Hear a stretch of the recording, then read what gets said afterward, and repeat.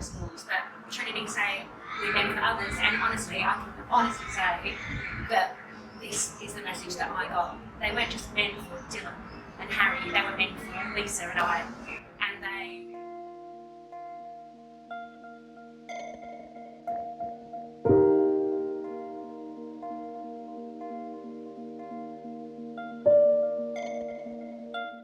That was one of the hardest conversations, because I think through all of it, you just worry how they're going to cope, and you know what we understand about that word cancer, and you know there's just so much fear attached to it, and I didn't want them to feel scared.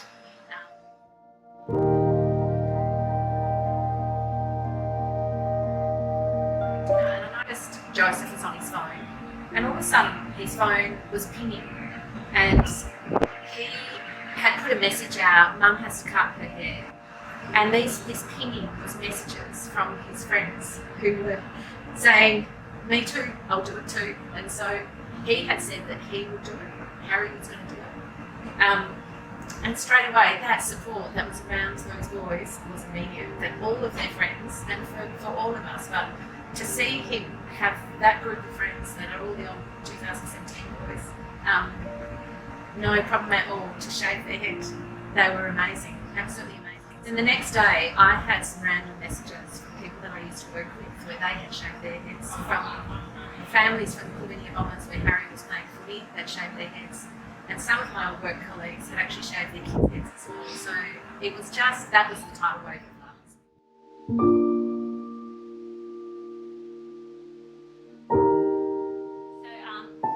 I was diagnosed at the end of July 2020, 45, and I hadn't felt well for a little while. I found a lump under my arm. I'd been having tests because I hadn't felt so well, and my doctor said to me, let's just go and get checked out, have a mammogram, ultrasound, and we'll do that all in one stage. And by Tuesday night, obviously COVID was around, I had a call to say I had breast cancer. And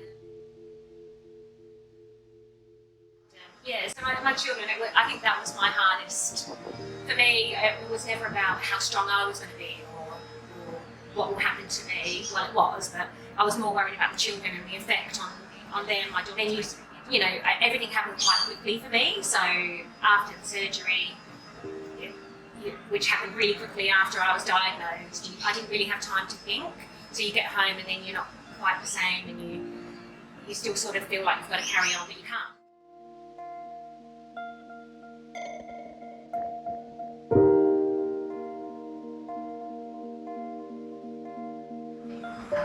But the connection was, she heard my news and had the courage to reach out and check in on me and let me know if there was anything I needed.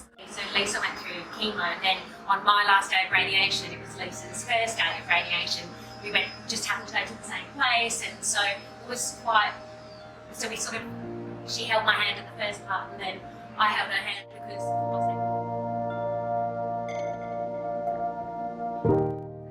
I think the main thing is that it raises awareness, particularly for me now in a different way, that there are families going through that you know, it just means so much for them that their friends are supporting them through it. The boys will know the boys that have mums going through that, or aunties and grandmothers. And I think raising that awareness and just time to remember that, you know, this amazing community get together around a cause that touches everyone in the school. And I think it's really lovely to see boys out there with pink socks on that are supposed to be just for girls, but they get out there and I think they feel quite proud. I think that particularly my son and probably Lisa's son will get out there and think, wow, my mum's pretty cool.